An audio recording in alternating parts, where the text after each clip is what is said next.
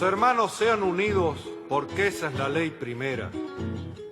Tengan unión verdadera en cualquier tiempo que sea, porque si entre ellos pelean, los devoran los de afuera. 90 buques mercantes, 20 de guerra, 20 de guerra.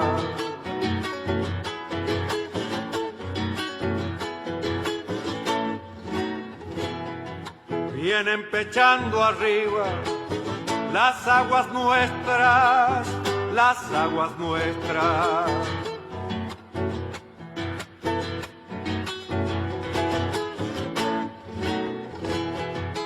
Veinte de guerra vienen con sus banderas, con sus banderas.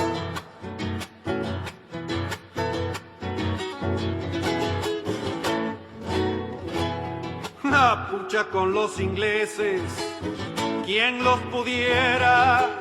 ¿Quién los pudiera?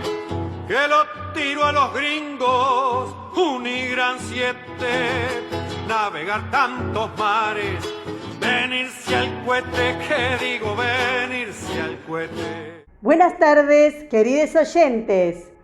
Con los acordes y el canto del triunfo, La Vuelta de Obligado, de Miguel Brasco y Alberto Merlo, interpretado por este último, hoy, 27 de marzo, damos comienzo al programa 219 de Obligados a Volver, programa que se transmite todos los jueves a las 17 horas por radiocaput.com y los sábados a las 18 horas por nuestra página en Facebook, Obligados a Volver, programa radial.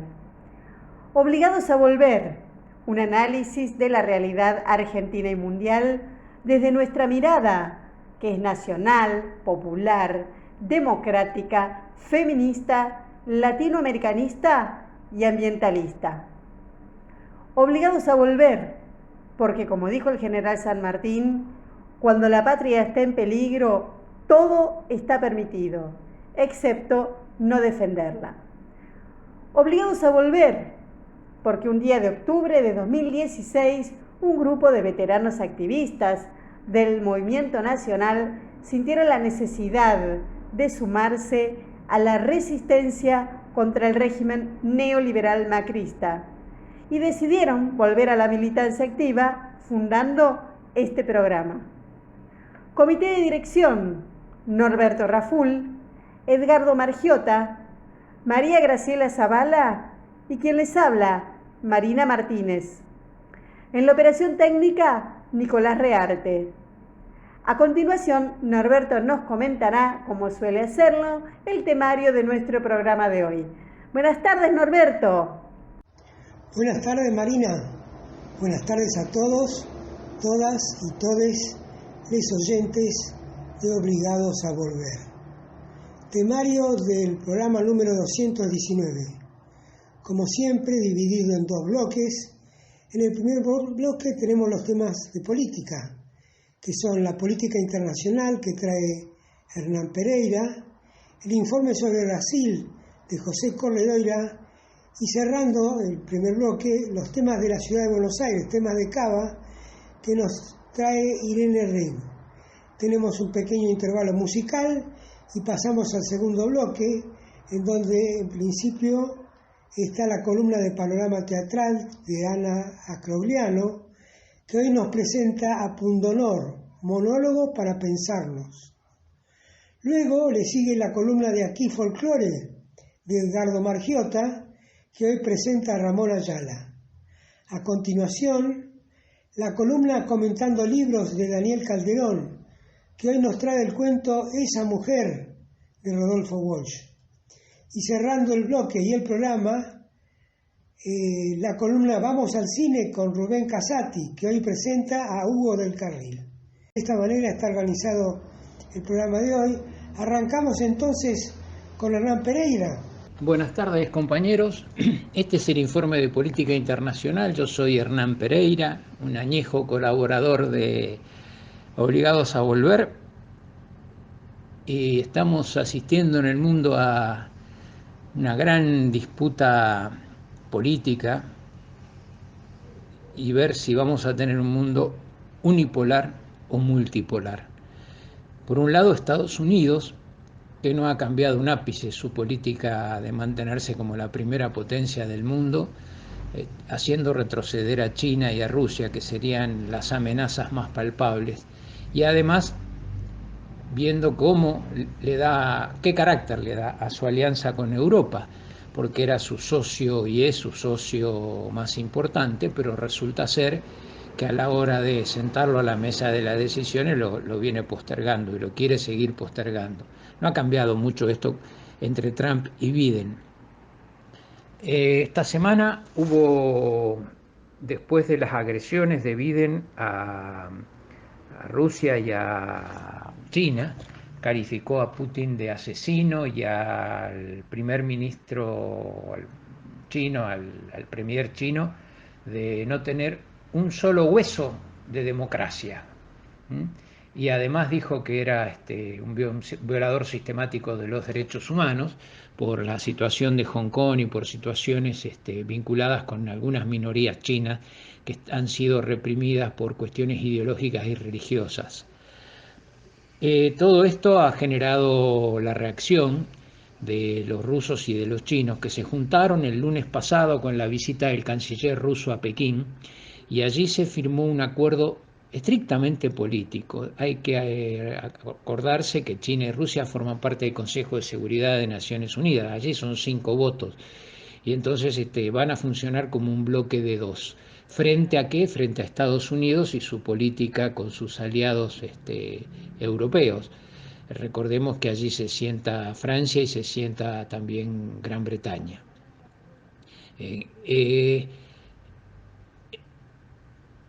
Lo que está ocurriendo en esta alianza política es enfrentarse a Estados Unidos. Bueno, vos no querés perjudicar, nosotros anhelamos, dicen ellos, un mundo multipolar, democrático y respetuoso de los derechos humanos. Pero dicen, ojo, la democracia no es como la interpreta Estados Unidos, la democracia es como cada país la define dentro de su propia frontera y no debe aceptarse la injerencia de un país extraño dentro de las fronteras de otro país.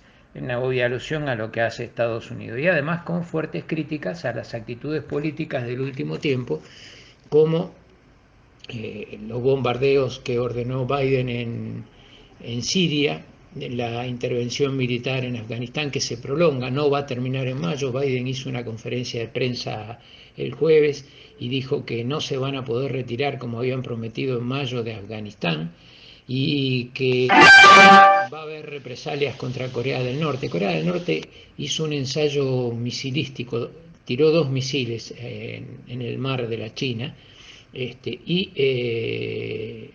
lo que demostró es que esos misiles tienen alcance como para llegar a Japón, como para llegar obviamente a Corea del Sur y como para llegar al territorio de Estados Unidos. Entonces lo que dijeron rápidamente, lo que hicieron fue ordenar ejercicios militares en Corea del Sur con participación de tropas de Estados Unidos. Y viajaron allí el secretario de Estado de Estados Unidos y el jefe del Pentágono. El nuevo jefe del Pentágono, que recordemos es un general de raza negra, y esto originó la rápida respuesta a Corea del Sur, a Corea del Norte, diciendo este general que esta noche mismo podemos entrar en guerra con Corea del Norte. Es una amenaza terrible, directa, más que llevarle tranquilidad a los coreanos del sur, les lleva una gran intranquilidad porque lo que está amenazando es con una guerra. Y Biden lo que acaba de decir es que China no se convertirá en líder mundial mientras yo sea presidente de Estados Unidos, que suena a otra amenaza. Si China sigue creciendo como está creciendo, se va a convertir en la primera economía del mundo en probablemente 2022 o 2023. Y va a estar Biden. Además, Biden dijo que va a ir por la reelección. Y bueno, ¿qué va a hacer para evitar que China alcance ese grado de desarrollo? ¿Entrará en guerra con China? Es lo que uno se pregunta. El tema de Estados Unidos también se le complica en el frente interno, está teniendo problemas en la frontera con México por la gran cantidad de personas de los países centroamericanos y los propios mexicanos que intentan ingresar a Estados Unidos para irse a vivir a Estados Unidos. Y la ha designado a la vicepresidenta Kamala Harris a cargo del operativo en la frontera. No ha desactivado los verdaderos depósitos de niños, porque ocurre lo siguiente: la gente grande es deportada inmediatamente, pero a los chicos los dejan en unos depósitos donde en teoría van a llamar a los parientes que esos chicos tengan en Estados Unidos para entregárselos. Es decir, los separan de su familia de origen y los entregan a supuestos parientes dentro de Estados Unidos. Esto lo comenzó a hacer Trump, no lo ha desactivado Biden pese a las promesas en el sentido de que lo iba a hacer, y aún en esta última conferencia de prensa dijo que era una barbaridad, una vergüenza, pero ya vamos a ver cómo hacemos, y la cosa sigue igual. Solo en Texas hay más de 1000 niños en estos depósitos que están a la buena de Dios. Están allí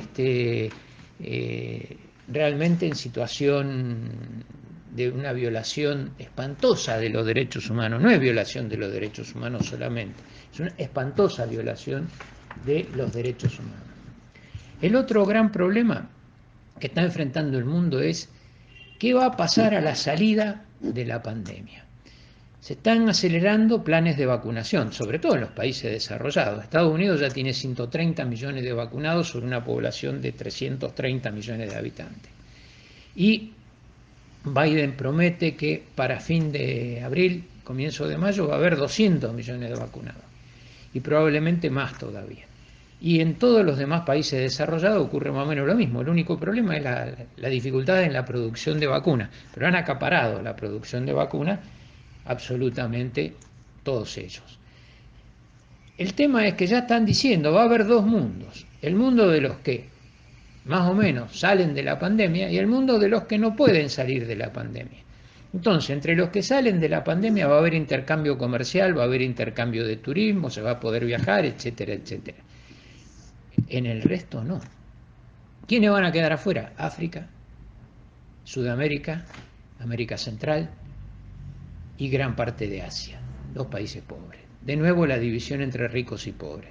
Es decir, de un lado van a quedar aquellos que pudieron pagarse la vacuna, aquellos que pudieron con su sistema de salud pública vacunar a su gente y salir de la pandemia, reducir los efectos de la pandemia, y del otro aquellos que no. Incluso la Comunidad Europea está proponiendo un pasaporte de vacunación para poder viajar por el mundo. Claro que ahí meten una serie de problemas de orden político, como por ejemplo, ¿qué laboratorios son reconocidos para que ese pasaporte sea efectivo?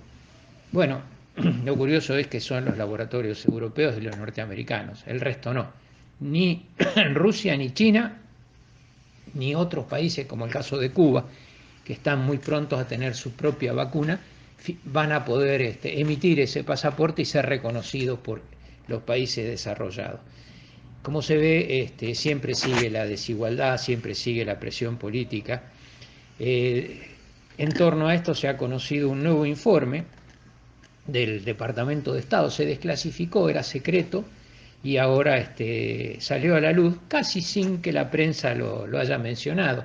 Se refiere a la Argentina de 1976, preanuncia el golpe y dice que los militares van a actuar con extrema violencia. Dicen que Videla era un moderado, hay moderados y moderados, ¿no? ¿Cómo sería si hubiera sido violento? Dios mío. Y lo que dicen también es que ellos saben de que van a actuar con extrema violencia y reconocen al gobierno surgido del golpe militar el mismo día del golpe. Es decir, ellos sabían que venían a asesinar, que venían a reprimir brutalmente, y lo que hacen es el reconocimiento inmediato. Bueno, así procedieron en el golpe en Bolivia contra Evo Morales, y así proceden siempre en estos casos. Es como el cuento del escorpión y la rana, es el carácter intrínseco del imperialismo. Es violento, es asesino, es genocida. Nos vemos la semana que viene.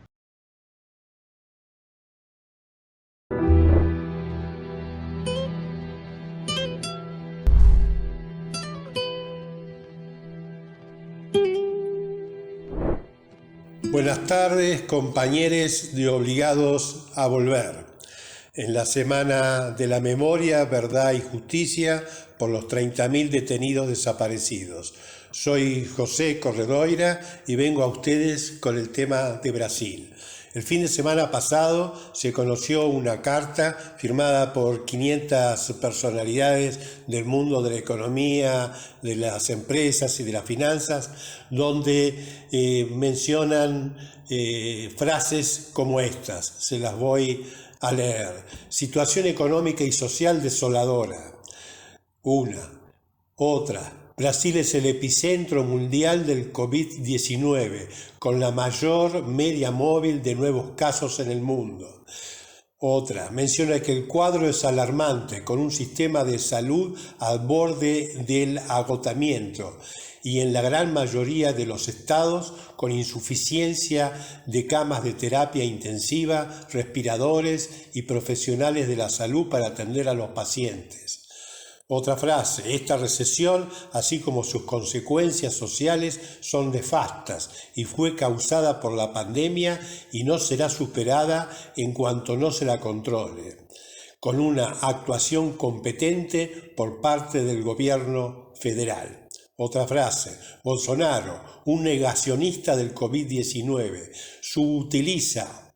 utiliza mal los recursos de que dispone, inclusive por ignorar o negligenciar la evidencia científica en el diseño de las acciones para lidiar con la pandemia. Otra frase, estamos en el límite de una fase explosiva de la pandemia y es fundamental que a partir de ahora las políticas públicas sean alineadas en datos, informaciones confiables y la evidencia científica. No hay más tiempo para perder en debates estériles y noticias falsas.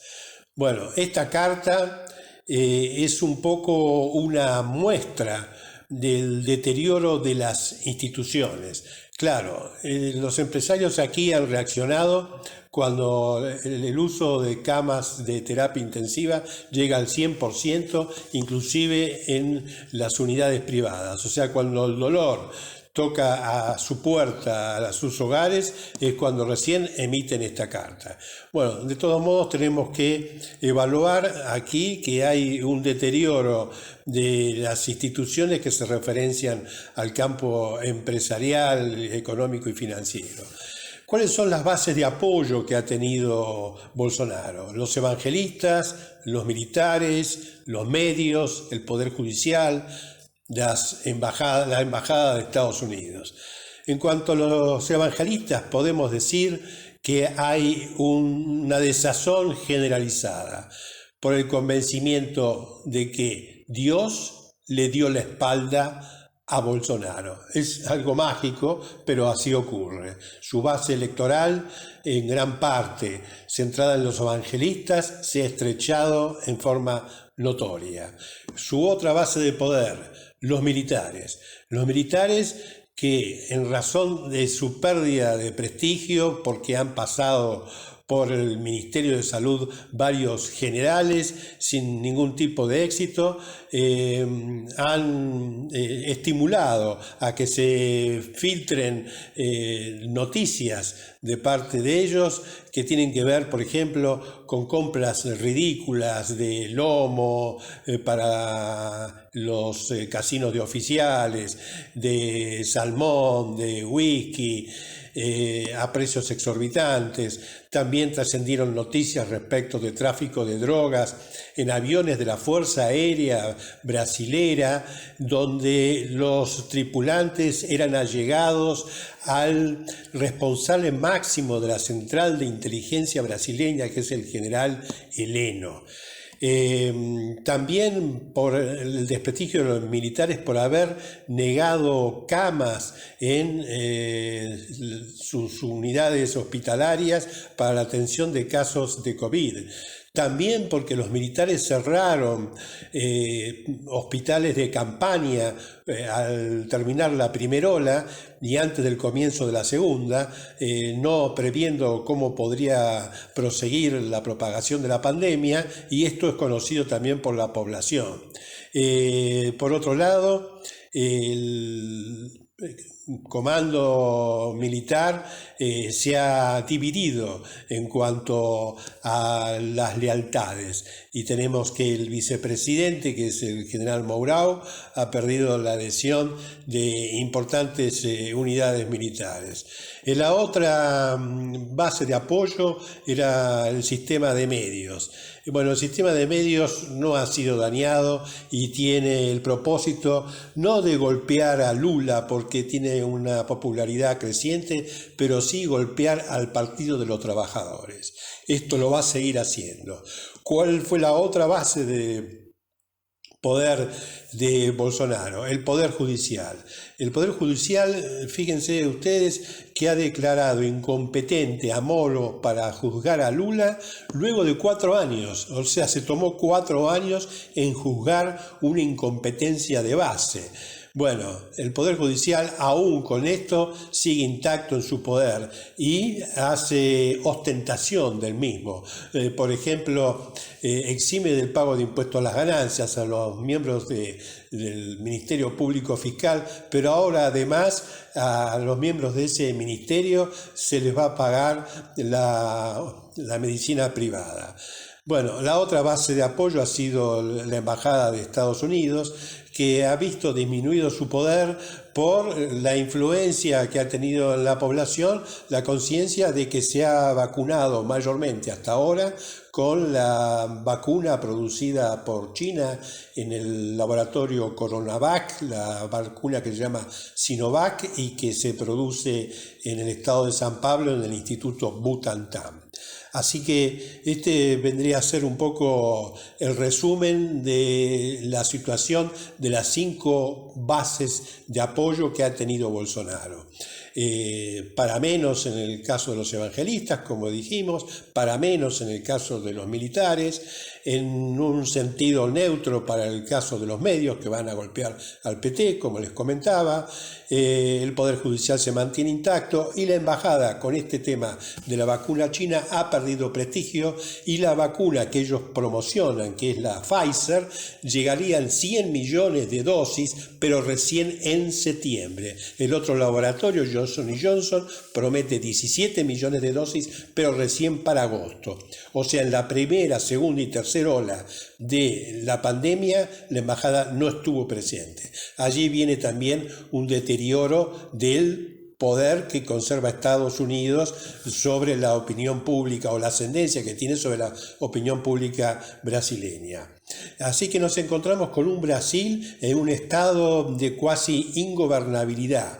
Que esto puede dar lugar a eventos inesperados, como por ejemplo que a propósito se deteriore más la situación para alentar un estado de sitio, no llamar elecciones a consecuencia de esa declaración de estado de sitio, y prolongar una situación que no tiene salida porque no va a tener aceptación internacional. Por otro lado, tampoco los militares están en condiciones de presentar un candidato propio, porque no hay ninguno que tenga algún ascendiente político, ni tampoco hay tiempo para fabricar otro Bolsonaro. Así que la única que les queda es apoyar a Lula, que hoy tendría más de un 60% de apoyo en la población. Esto es nada más que para llamar la atención de que tenemos un vecino que está en un estado, un país vecino que está en un estado cercano a la ingobernabilidad y con una pandemia a una velocidad de propagación inaudita, y con algunas cepas que son más peligrosas y de mayor transmisibilidad. Esto requiere que tracemos una política pública integral, inclusive consultando a otros países miembros del Mercosur. Bueno, pero ¿a quién podemos consultar? La consulta a Venezuela no va a tener relevancia, la consulta a Bolivia tampoco, a Uruguay más o menos. Quiere decir que tenemos que estar alertas ante fenómenos o desenlaces impensados en nuestro país vecino. Gracias, compañeros, nos vemos en la próxima. Un abrazo a todos.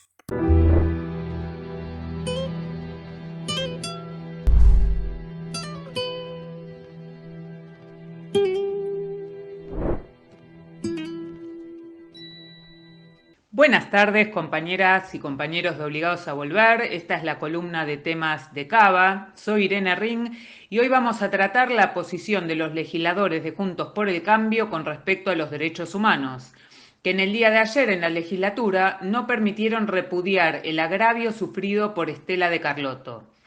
Como ya sabrán e imaginarán, la posición de Juntos por el Cambio con respecto a la defensa de los derechos humanos no se destaca por ser la que se esperaría de políticos democráticos, plurales, humanos en el sentido más profundo del término. O sea, el de respetar la dignidad del otro, ser empáticos, privilegiar el amor por sobre el odio, entre otras cuestiones esenciales.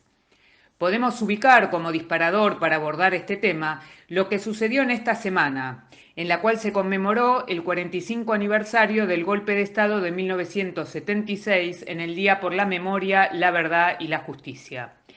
Habiendo pasado solo unos pocos días de la Marcha del Odio, impulsada por los medios hegemónicos articulados con Juntos por el Cambio, en la que padecimos al ver la siniestra imagen de bolsas mortuorias con nombres como el de nuestra indispensable y querida Estela de Carlotto, entre otros, nos volvemos a topar una y otra vez con la misma horrible piedra.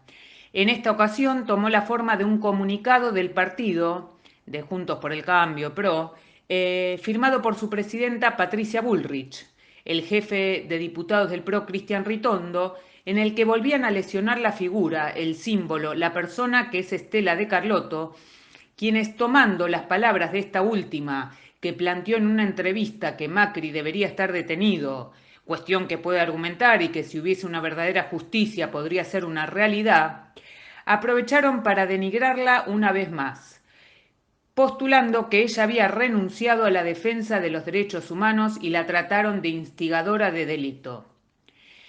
Es inaceptable que a la representante de Abuelas de Plaza de Mayo se le dé este maltrato, que fue apoyado también por Horacio Rodríguez Larreta, por María Eugenia Vidal, por el propio Macri y más integrantes del PRO.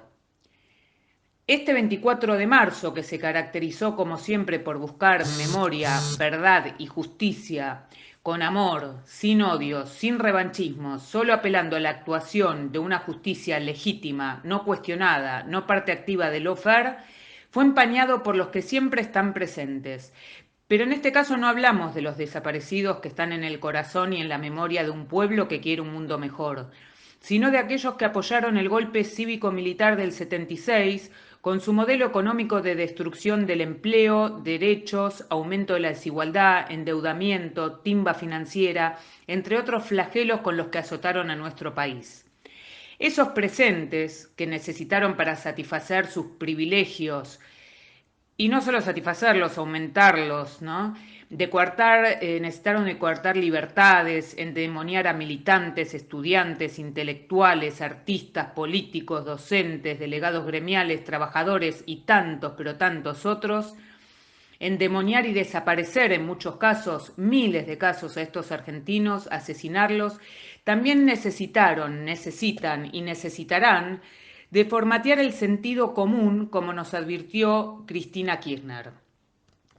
Por eso, nunca debemos dejar de intentar desmantelar esta monstruosa construcción de sentido común que es alimentada hasta el infinito por los medios hegemónicos y sus operadores. No les podría decir periodistas. Esa mención se la podemos dar a Rodolfo Walsh, que también cabe recordar que se cumple un nuevo aniversario de su asesinato luego de escribir la carta abierta a la Junta Militar. También hay muchos periodistas destacables, gracias a Dios o a quien sea. Aprovecho para mandar fuerzas de recuperación al enorme imprescindible Víctor Hugo Morales, que siendo uruguayo tiene más amor por nuestro país que muchos argentinos. En el caso de los cómplices de la destrucción del país de ayer, de hoy y de esperemos que nunca más, mientras este 24 de marzo las abuelas, madres de Plaza de Mayo y todos los argentinos que quieren un país más justo, menos desigual, plantaban amor, memoria, vida, ellos continuaron sembrando odio, injusticia, agravios y negacionismo. La lucha no se termina, eso lo tenemos que tener más claro que nunca. En estos tiempos de drama, de muerte, con esta pandemia que nos acecha, lo peor de la derecha avanza a paso redoblado.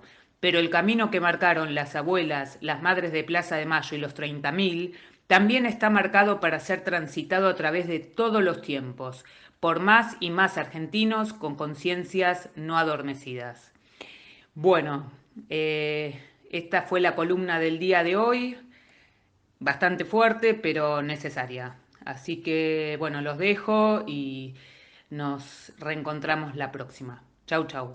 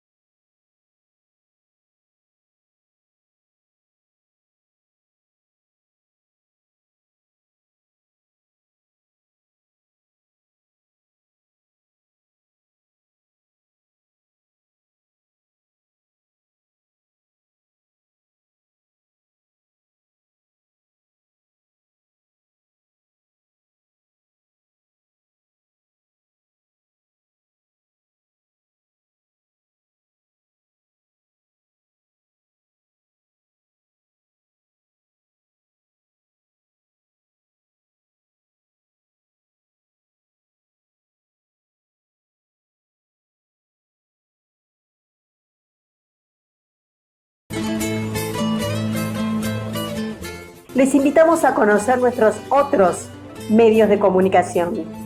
Nuestras páginas en Facebook, Obligados a Volver Programa Radial, y La Lealtad Política y Cultura, donde pueden leer las imperdibles publicaciones semanales y quincenales de nuestros columnistas.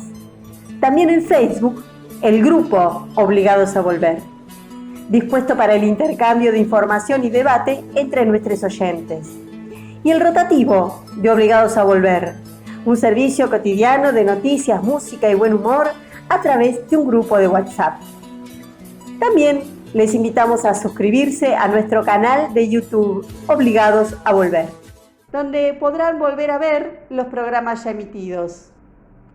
Obligados a Volver se solidariza con Milagro Sala, injustamente detenida desde enero de 2016, y con todas las demás detenidas y perseguidas por el régimen macrista y sus cómplices del sistema judicial, por la pronta liberación de los presos políticos.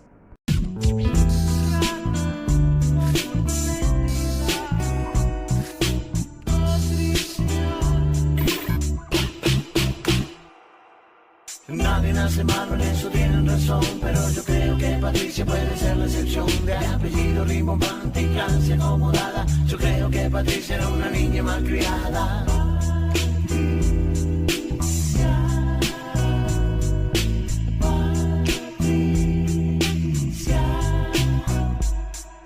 Era el patito feo de la rancia oligarquía, de los que conquistan el mundo a sangre fría. Dicen que fue de izquierda durante los 70, ahora es de derecha y si te agarra te revienta. Patricia. Dicen que la piba militaba en Montoneros, hoy parece Rambo, amiga de los CEOs. Reniega de su historia y es capitalista, y su pasatiempo es perseguir a peronistas. Aquí se queda Patricia.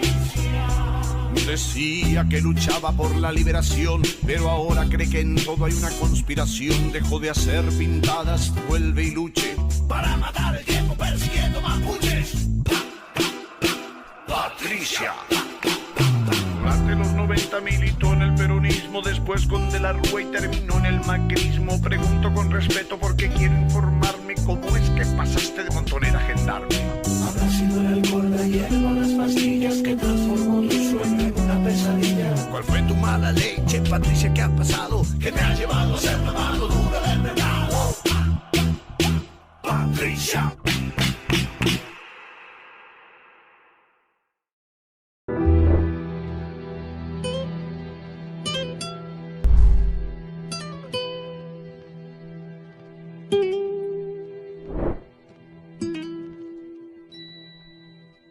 Buenas tardes, queridos oyentes de Obligados a Volver. Soy Ana Crauliano y este es el panorama teatral. En el día de hoy quería compartir con ustedes la alegría de la reposición de una obra, un monólogo, interpretado por Andrea Garrote, quien es también su autora y quien dirige el espectáculo en colaboración con Rafael Spregelburg, con quien ya ha realizado muchos espectáculos. La obra se llama Pundonor, se presenta en el Teatro del Circuito Independiente hasta Trilce, por supuesto con todos los protocolos de seguridad ante la pandemia del COVID.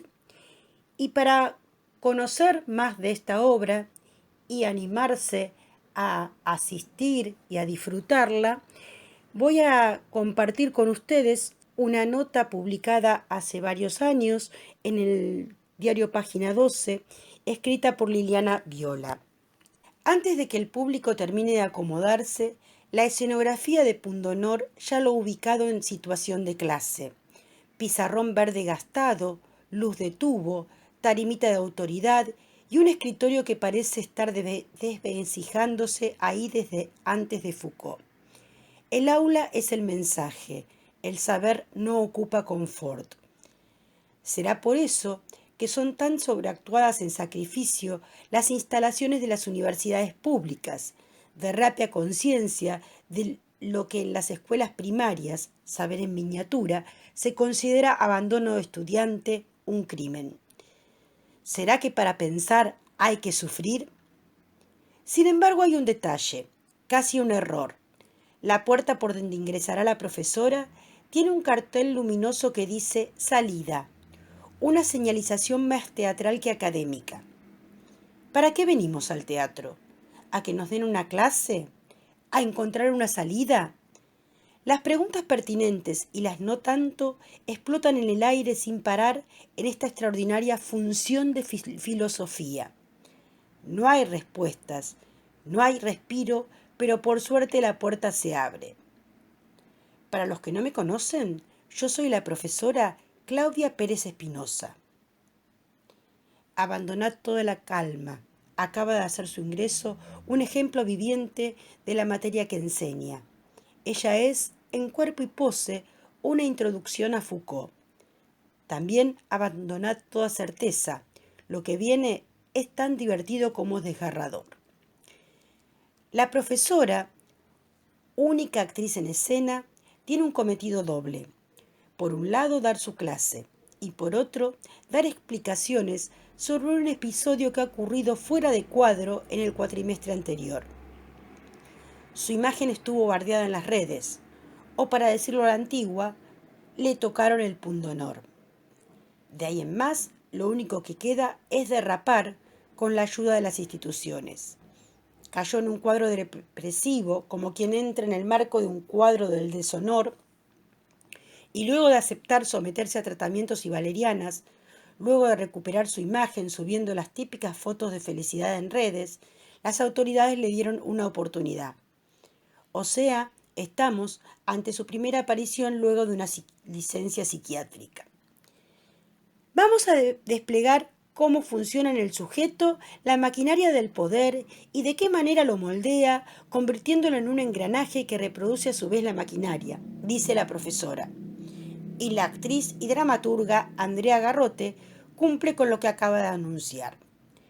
La Pérez Espinosa, con sus trajecitos, sus zapatos de taco y su carterón, con el broche del pelo que se ajusta o se suelta según sus estados de ánimos, es la personificación de la docente argentina con dedicación exclusiva, o semi.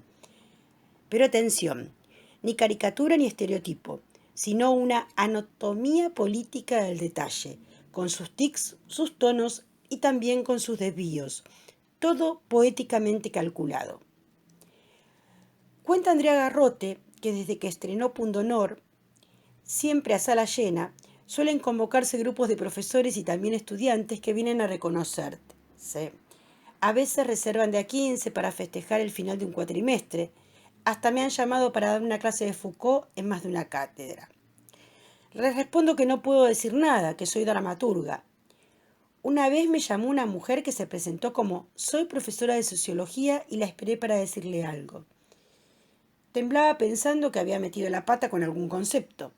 Y no, era para mostrarme que ella tenía en su cartera exactamente todo lo que mi personaje cuenta que tiene en la suya. Varias veces me pasó esto. El otro día, 2 profesores me esperaban para comentar la obra. Los 2 pelados con los mismos anteojos y poleras, y atrás de ellos el afiche donde había un tercer pelado, que es Foucault. Yo venía con muchas ganas de hacer un monólogo, y me dije, me lo voy a escribir yo. Primero por una necesidad de hacer un teatro que exponga temas cercanos, con personajes y problemas contemporáneos reconocibles por mí y por el público. Como pasa con esta profesora. Nosotros no tenemos aquí una industria de la ficción. Nos viene todo hecho desde afuera. Tenemos derecho a reconocernos en el teatro, pero también quería evitar un gran problema que tienen los monólogos y que muchas veces los vuelve aburridos, que es la falta de presente escénico. En general, en un monólogo alguien te cuenta algo de una historia que ya pasó. En cambio, la clase, si bien es monólogo, está sucediendo en este momento. Hay suspenso, la acción se puede disparar para cualquier lado y el público reacciona en tiempo real a los estímulos de la ficción. Siempre puede pasar algo más. Con esta presentación pequeña, los invito entonces a participar y disfrutar de este monólogo. Antes de despedirme, quiero contarles también que en La Rural se está presentando Microteatro en La Rural, el ya conocido formato de obras cortas de 15 minutos con un precio muy accesible, pero ahora en las instalaciones de La Rural. Todas estas informaciones también las encontrarán en nuestra agenda cultural en la página de Facebook La Lealtad. Los invito a visitarla. Hasta nuestro próximo encuentro.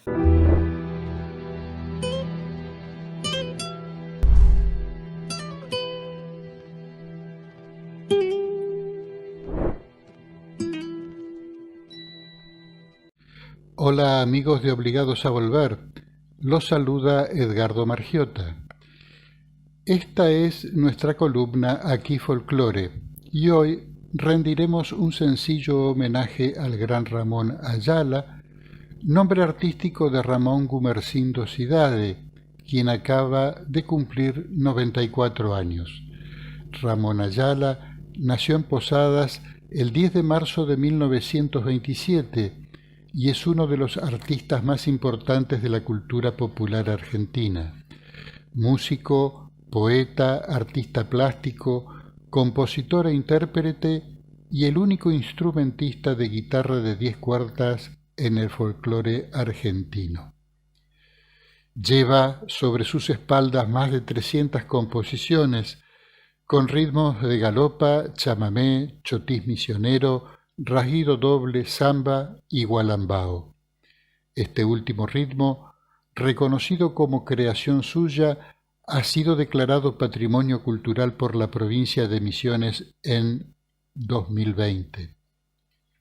Entre sus canciones se encuentran verdaderos himnos populares de nuestra tierra, como El Cosechero, Posadeña Linda, El Cachapecero, Canto al Río Uruguay, El Mensú, Mi Pequeño Amor, Canción del Iguazú, entre tantas otras. En su obra se destaca la trascendente influencia del ancestro histórico-cultural regional de la Triple Frontera, ámbitos franciscano, jesuítico, guaraní, afro, lusitano y del entorno enriquecido de su Misiones natal. Vamos a escuchar ahora El Cosechero de y por Ramón Ayala en una grabación de 1976. El viejo río que va cruzando el amanecer como un gran camalotal lleva la balsa en su loco vaivén. Rumbo a la cosecha, cosechero yo seré, y entre copos blancos mi esperanza cantaré. Con manos curtidas dejaré en el algodón mi corazón. La tierra del Chaco, quebrachera y montara, prenderá mi sangre con un ronco zapucay, y será en el surco mi sombrero bajo el sol, faro de luz. Algodón que se va, que se va, que se va, plata blanda mojada de luna y sudor, un ranchito borracho de sueño y amor quiero yo. Sombras negras en la costa, rojo en el horizonte, plomo en el río quieto que va atravesando el monte. El alba pesa en el cuerpo del cosechero dormido y el algodón de sus sueños le va tejiendo el destino. De Corriente vengo yo, Barranquera ya se ve, y en la costa un acordeón gimiendo va su lento chamamé. Rumbo a la cosecha, cosechero yo seré, y entre copos blancos mi esperanza cantaré. Con manos curtidas dejaré en el algodón mi corazón. La tierra del Chaco, quebrachera y montara, prenderá mi sangre con un ronco zapucay, y será en el surco mi sombrero bajo el sol, faro de luz. Algodón que se va, que se va, que se va, plata blanda mojada de luna y sudor, un ranchito borracho de sueño y amor quiero yo. Algodón que se va, que se va, que se va, plata blanda mojada de luna y sudor, un ranchito borracho de sueño y amor quiero yo, quiero yo, quiero yo.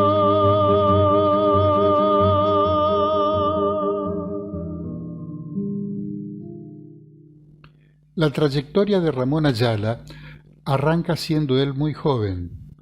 Ingresó a la orquesta de Damasio Esquivel, vinculándose con figuras importantes de ese momento en la difusión de la música de inspiración guaraní litoraleña, como Samuel Aguayo, Félix Cardoso, Tránsito Coco Marola y otros.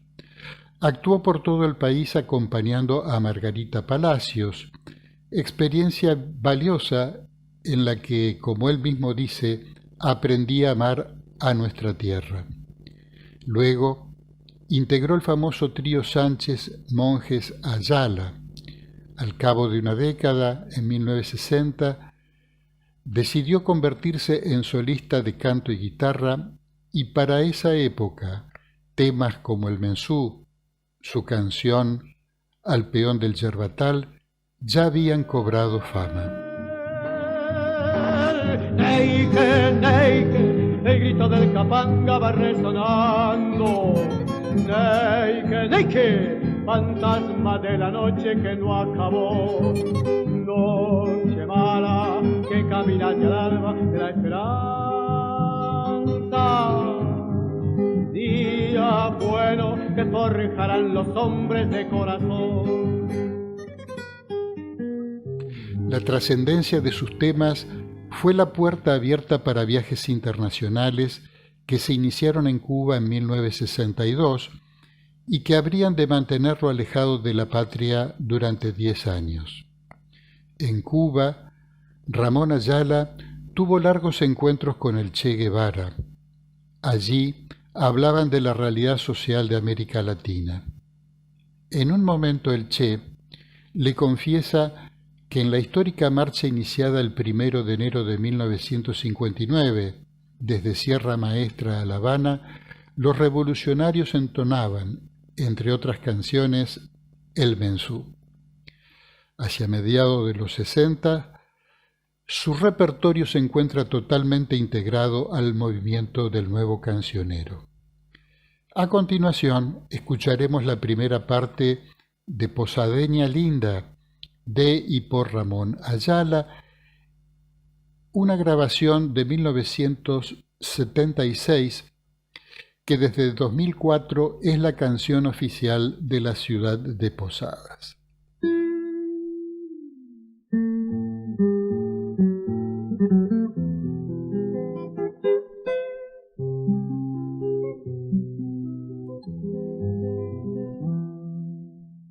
Me fui por la bajada vieja, donde un día conocí el amor, y crucé por sus calles de tierra, con el alma llena de ilusión, pero solo me esperaba el río, acariciándome el corazón. Río, río, mío, mío, dame sueño, dame que quiero vivir.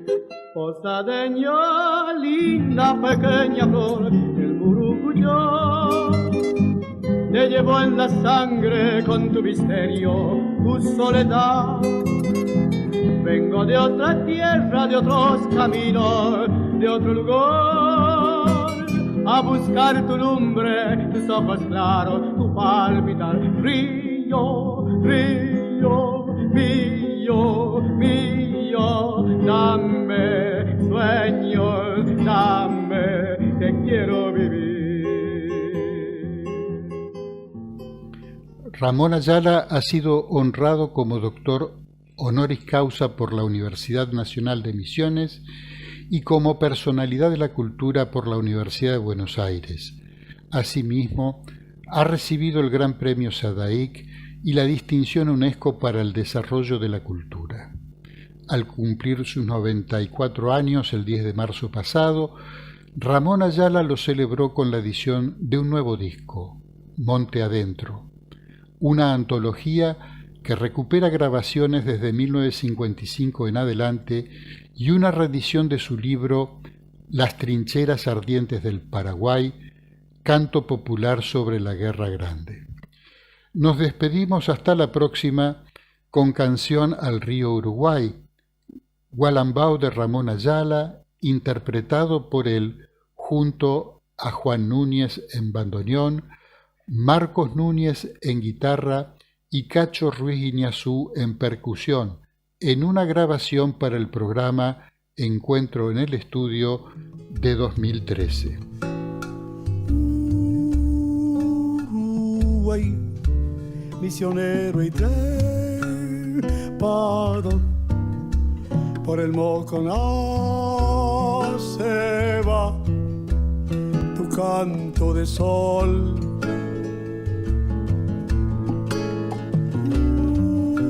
Uruguay, gigantesca Curillo,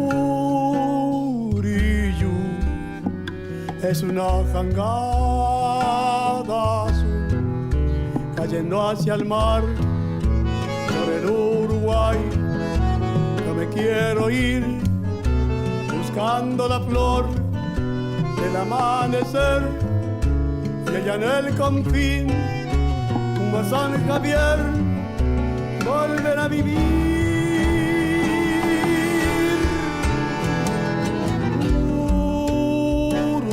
Uruguay, gigantesca Curillo, es una jangada azul cayendo hacia el mar.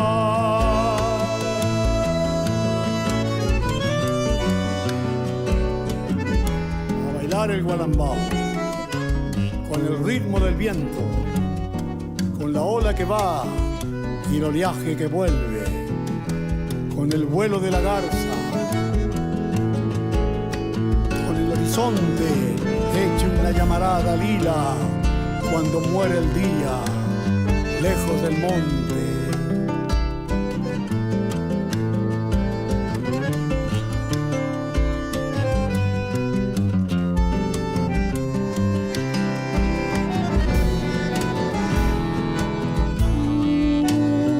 Uruguay, sombrero de paja y luz, en tus correderas hoy, fuego, monte y sol.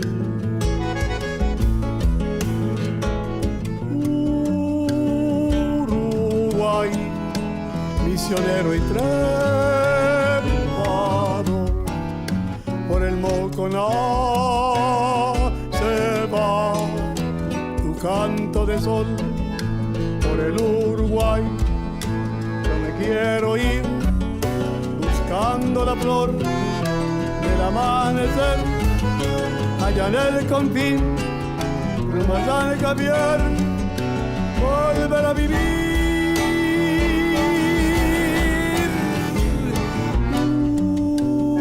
Uruguay, sombrero de paja y luz, en tus correderas hoy, fuego, monte y sol. Por el Uruguay, rumbo a San Javier, yo quiero soñar.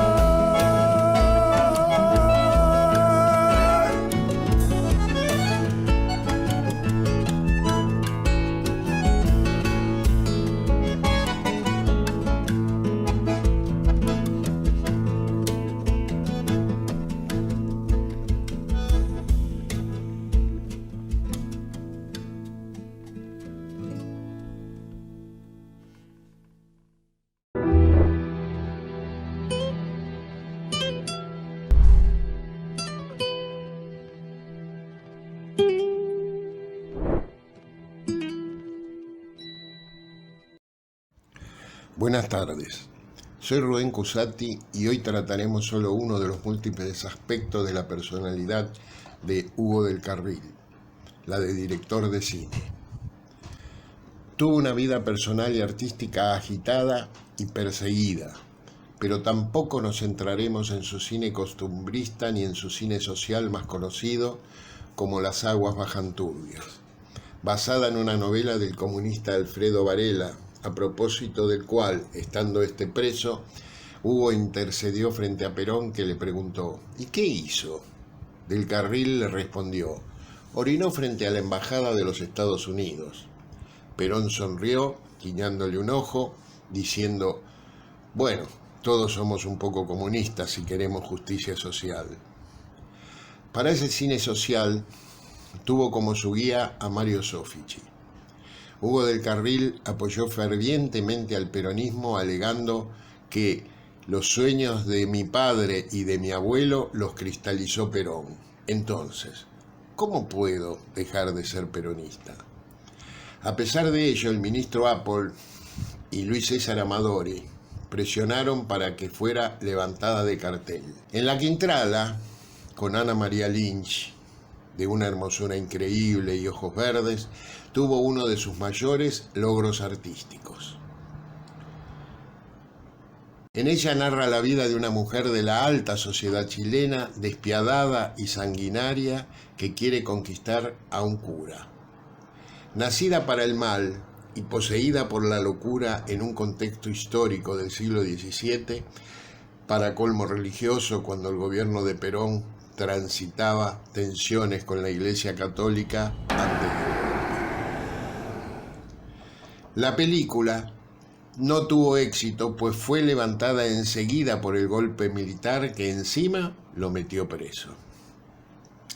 Luego de 41 días fue liberado por falta de cargos y reanudó el rodaje de Más allá del olvido, otra que había comenzado a filmar y que estrenó en julio de 1956.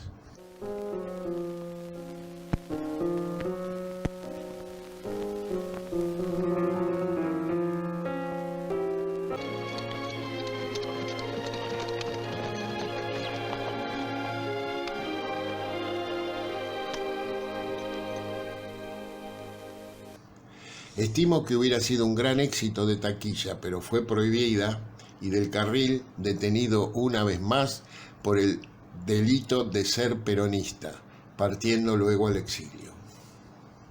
Advertir que nada nuevo hay bajo el sol. En ella narra la historia de un acaudalado hombre que vive con la angelical Blanca, su rubia y dulce esposa, a quien ama profundamente, pero ella se enferma y muere. El tiempo se hubiera detenido. Sin embargo, no es así. El tiempo se va. ¿Cuántas veces volveremos a celebrar juntos nuestro aniversario? Siempre. No. Nosotros también pasaremos. Y esta casa se quedará un día vacía. ¿Por qué piensas eso? Sí. Estoy segura que viviría serenamente. Porque cuando se ha sido muy feliz, ya es imposible sentirse del todo desdichado. ¿Y tú, si yo te faltara? Viviría como tú dices. ¿Por qué estás triste? Estaba triste. Ya no lo estoy.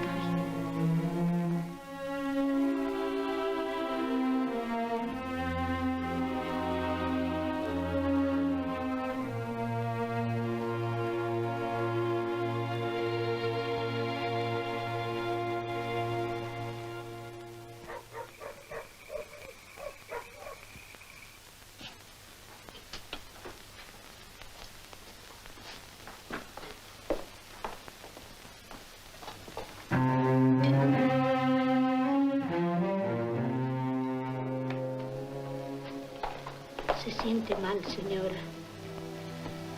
No es nada. Él no tiene consuelo y se va dejando morir, cayendo en la desesperación. Emprende un viaje intentando olvidarla y ve a Mónica en un espectáculo circense, un socia, aunque morocha, de su amada.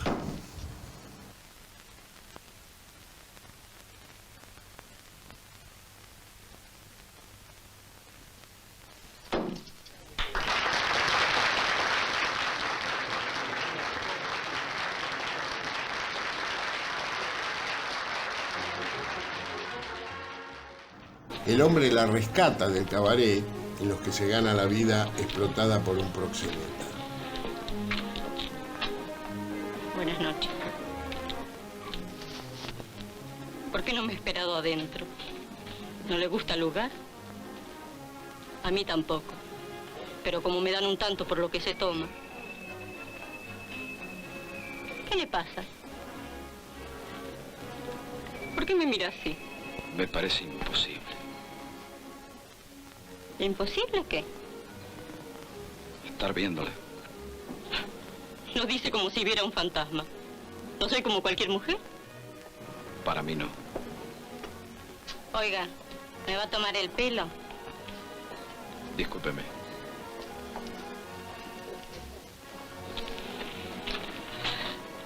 Usted es muy tímido, ¿verdad?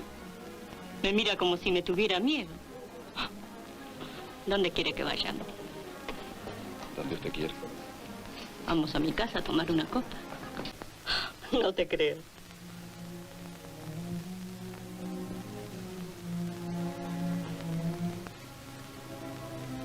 ¿Por qué me miras siempre así? Como si miraras a otra persona. ¿Por qué?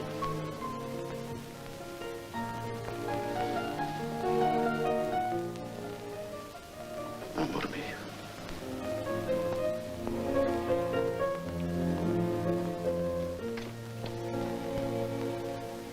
Se casa con ella y regresa a su mansión.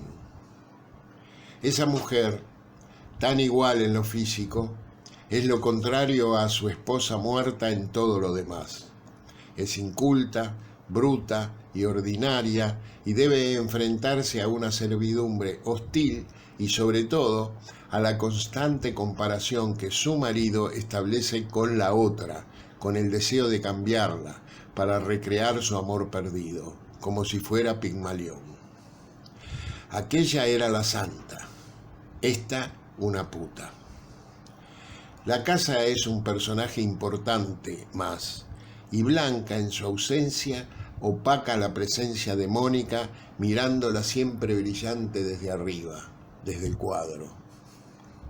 Una es el doble de la otra, pero como el nombre Mónica sugiere, ella quiere ser una, única, la que es y estalla. No quiero parecerme a ella. Quiero ser yo, Mónica.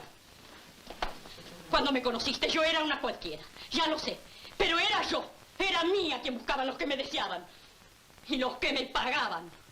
Y casi a punto de resolverse el drama, la aparición del proxeneta desencadenará la tragedia.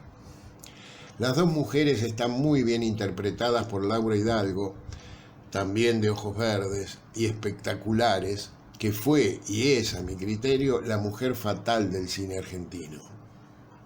Las semejanzas con Vértigo, la obra maestra de Hitchcock, pueden hacer suponer que la película es una copia de ella, pero como fue estrenada 2 años antes que la del inglés, podría suponerse justo lo contrario.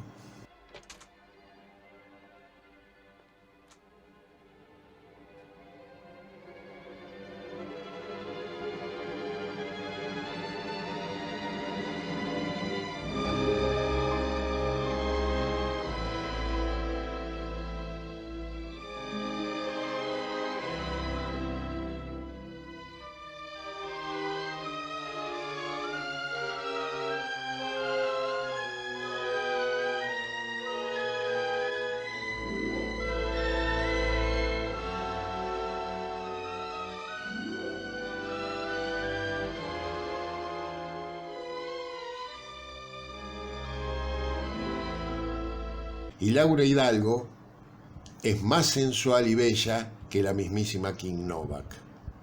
Y mejor actriz. Más allá del olvido es una gran película. Un gran melodrama que es el género por excelencia del cine y lo tiene todo. La dirección fue excelente y aquí del Carril llega a la cima de su romanticismo con diálogos que callan cuando tienen que callar y a la riqueza de su intuición formal que lo llevó a ser uno de los creadores más visuales de todo el cine argentino. Su obra se une por lo formal más que por lo temático. Laura Hidalgo, animando a las dos esposas, hizo su mejor trabajo. La espectacular fotografía en blanco y negro, llena de matices y de sombras, y la dirección de arte son excelentes. ¿Qué hora es, Arena? Acaban de dar las 8. ¿Me necesitas para algo? No, señora.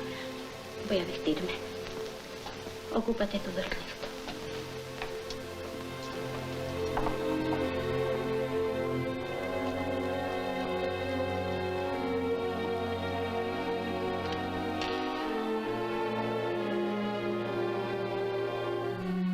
Hay buenos directores y buenas películas argentinas, pero con este film a su director le cabe el concepto de autor, o sea, consigue un estilo, una configuración de una ética reflejada en su modo de expresión. El crítico Ángel Fareta considera a Más allá del olvido el más grande film argentino jamás realizado.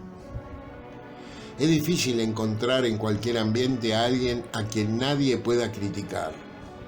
Una honestidad comparable con su calidad artística y comparable con el sostenimiento de sus convicciones por encima de sus conveniencias personales y con la dignidad invicta.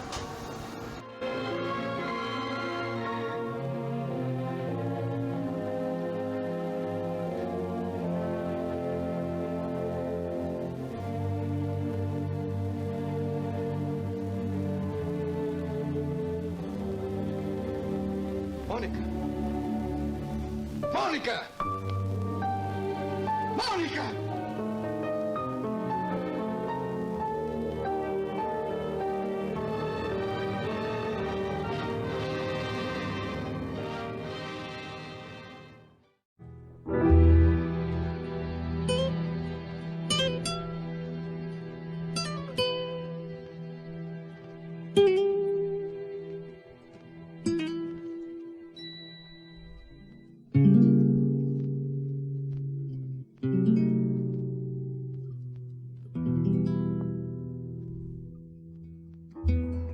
Se nos está terminando el programa. A todos los oyentes por su atención, especialmente a los que ponen me gusta en nuestra página de Facebook. Les invitamos a escucharnos este sábado a las 18 horas por nuestra página en Facebook, Obligados a Volver, programa radial. Y nos volvemos a encontrar el próximo jueves a las 17 horas aquí en radiocaput.com. Este fue otro programa de Obligados a Volver, acompañándoles en sus casas desde la de cada uno de los que hacemos este programa, cumpliendo las disposiciones del Gobierno Nacional en la lucha contra la pandemia. Volvimos, pero estamos obligados a seguir militando, porque la patria sigue estando en peligro, ya que la derecha reaccionaria, que no acepta que fue derrotada en las urnas, acecha sin disimulo para desgastar y combatir a nuestro gobierno, elegido por el pueblo. Por eso continuaremos con nuestra tarea, siguiendo el legado del libertador San Martín. Cuando la patria está en peligro, todo está permitido, excepto no defenderla. Recordando y reivindicando nuestras consignas fundacionales. Lealtad a Perón, Cristina Conducción.